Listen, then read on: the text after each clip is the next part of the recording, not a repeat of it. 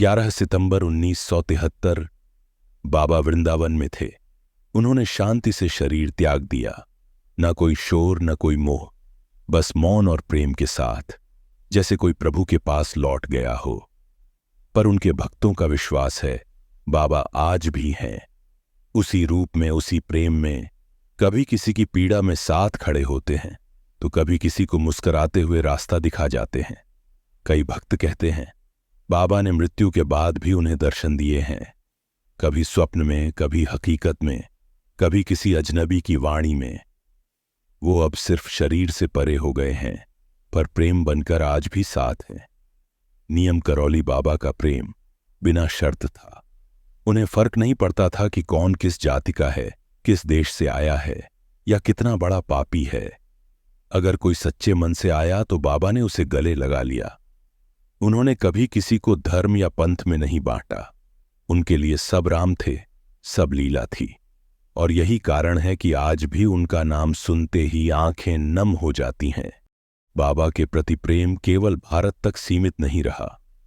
1970 के दशक की बात है। एक अमेरिकी युवक जिसने जीवन में दिशा खो दी थी, भारत आया। उसका नाम था स्टीव जॉब्स। हां, वही व्यक्ति जो आगे चलकर एप्पल जैसी कंपनी का निर्माता बना। जॉब्स बाबा नीम करौली के बारे में सुनकर उनके दर्शन को कैंची धाम आए। पर जब तक वे पहुंचे, बाबा इस संसार से जा चुके थे। लेकिन कहते हैं जब भक्त का भाव सच्चा हो तो बाबा कहीं नहीं जाते। जॉब्स ने कुछ दिन आश्रम में बिताए। उन्होंने कहा, मैंने यहां शांति को पहली बार अनुभव किया। मुझे लगा जैसे मेरे सारे सवालों के जवाब इस मौन में छिपे हैं। और शायद यही अनुभव उनके भविष्य के निर्माण का आधार बना। सालों बाद एक और युवा अमेरिका से भारत आया। इस बार नाम था मार्क जुकरबर्ग। फेसबुक के शुरुआती दिनों में जब कंपनी मुश्किलों में थी तो उन्होंने एप्पल के स्टीव जॉब्स से सलाह ली। जॉब्स ने कहा, भारत जाओ, बाबा नियम करौली के कैंची धाम जाओ। और जकरबर्ग बाबा की तस्वीर लेकर आश्रम पहुंचे। बाबा तो शरीर में नहीं थे, पर उनकी उपस्थिति वहां हर कण में बसती है। जकरबर्ग ने कहा, वहां मैंने खुद को फिर से पाया। बिना किसी शब्द के बाबा ने उसे वहीं दिया जो उसके जीवन का मार्ग था। हर साल 15 जून को कैंची धाम में एक मेला लगता है।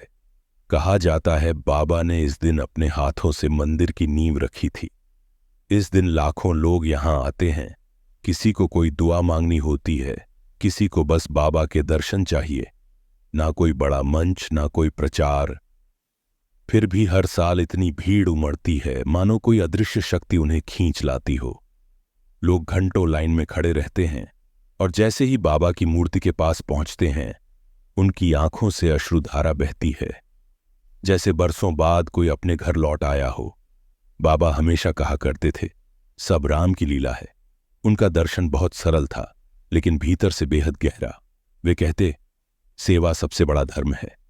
कोई भूखा है तो उसे भोजन दो, कोई रो रहा है तो उसका सिर सहलाओ। पर कभी ये मत सोचो कि तुमने कुछ किया, सब राम करा रहे हैं। बाबा स्वयं भी दिन भर आश्रम में घूमते रहते, कभी रसोई में झांकते, कभी किसी बच्चे को आशीर्वाद देते, तो कभी बस मौन बैठ जाते। पर उनके मौन में सैकड़ों जवाब छिपे होते।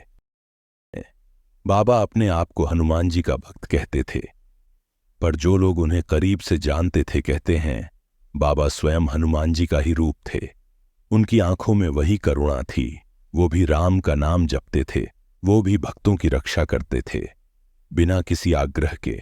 कई बार जब भक्त संकट में होता तो बाबा कहते, तू डरता क्यों है, राम का नाम ले, और चमत्कार हो जाता।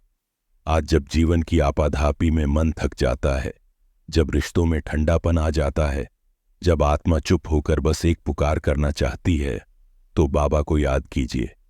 किसी आरती की जरूरत नहीं, ना कोई पूजा पाठ, बस एक सच्चा बाबा कह देना। क्योंकि जब पुकार सच्ची होती है तो बाबा चुपचाप आ बैठते हैं मन के किसी कोने में, और फिर सब बदल जाता है।